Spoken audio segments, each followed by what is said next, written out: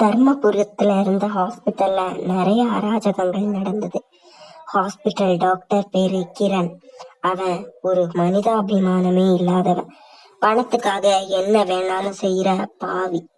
ஒரு நாள் வேலைய முடிச்சிட்டு அவன் ஹாஸ்பிட்டல்ல உட்கார்ந்துட்டு இருந்தப்போ யாரோ கதவை திறந்தாங்க.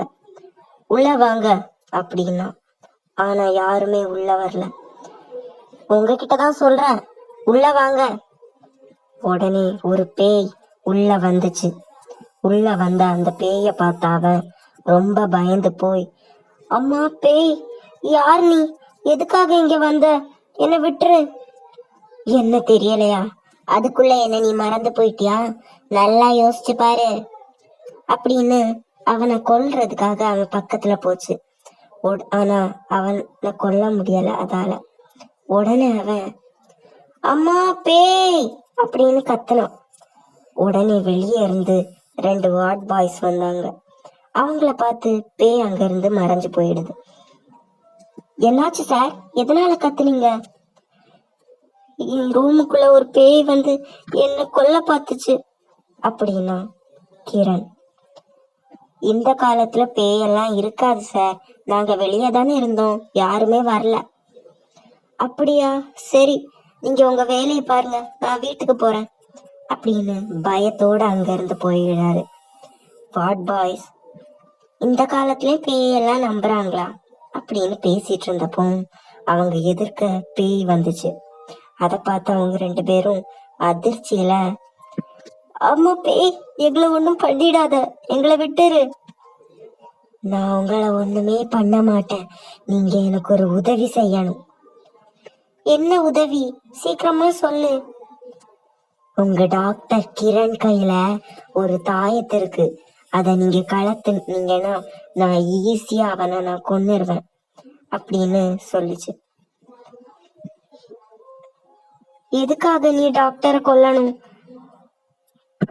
அவர் உனக்கு என்ன பண்ணாருன்னு சொல்லு.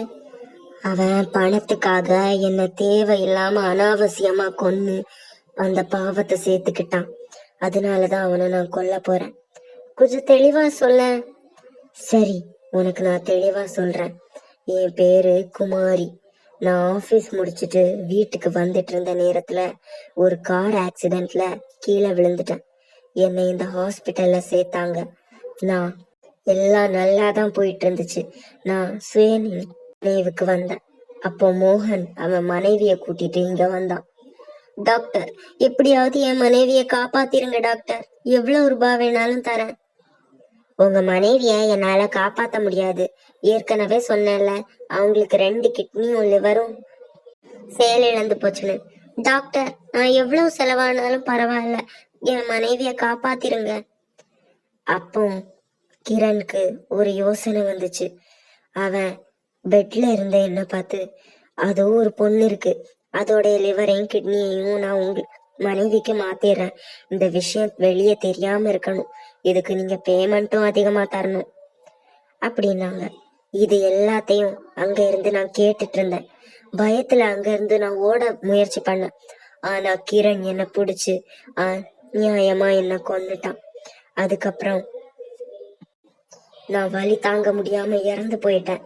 நான் அவனை ஒன்னும் பண்ணாம இருக்கிறதுக்காக ஒரு இடத்துல மந்திரவாதிய கூப்பிட்டு சமாதி கட்டி என்னை அடைச்சிட்டான். கொஞ்ச நாள் கழிச்சு கவர்மெண்ட்ல இருந்து ரோடு போட வந்தவங்க அந்த சமாதியை இடிச்சு தள்ளிட்டு ரோடு போட்டாங்க. எனக்கு விடுதலை கிடைச்சது. நான் அவனை கொல்லலான்னு வந்தா அவன் கையில இருந்த தாயத்து என்ன அவனை கொல்ல விடாம தடுத்தது. அதனாலதான் உங்ககிட்ட இந்த உதவியை கேக்குறேன்.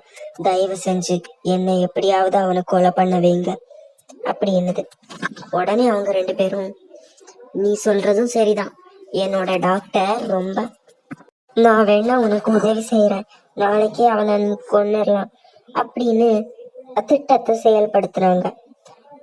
மறுநாள் காலையிலே வார்ட் பாய் கிரண் கிட்ட போய் ஒரு டம்மி தாயத்தை காணிச்சு அவன்கிட்ட, சார், இதோ பாருங்க, இந்த தாயத்து ரொம்ப சக்தி வாய்ந்தது, இந்த தாயத்தை கட்டிக்கிட்டீங்கன்னா உங்களுக்கு எந்த பேயும் தெரியாது அப்படின்னு அந்த டம்மி தாயத்தை அவர்கிட்ட கொடுத்தான். உடனே எதை பத்தியும் யோசிக்காம கையில இருந்த தாயத்தை கலத்திட்டு இந்த தாயத்தை அவன் போட்டுக்கிட்டான். அதுக்கப்புறமா வார்ட் பாய் அங்க இருந்து வெளியே போய் கதவை நல்லா சாத்திடுறான். கொஞ்ச நேரம் கழிச்சு பேஷண்ட்டை பாக்குறதுக்காக கிரண் கதவை திறந்தான். ஆனா அவனால கதவை திறக்க முடியல. என்ன இது, கதவு பூட்டி இருக்கு, யார் கதவை பூட்டினது அப்படின்னு கத்தணும். அப்போ பேய் பின்னாடி இருந்து அவன் தோல்ல கை வச்சது.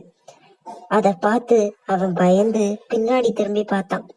பின்னாடி பேய பார்த்து, பேய், ஐயோ என்னை விட்டுடு, நான் உன்னை விட மாட்டேன், என்னையே நீ கொன்னுட்டல அப்படின்னு ஒரு கத்தியால அவன் கழுத்துல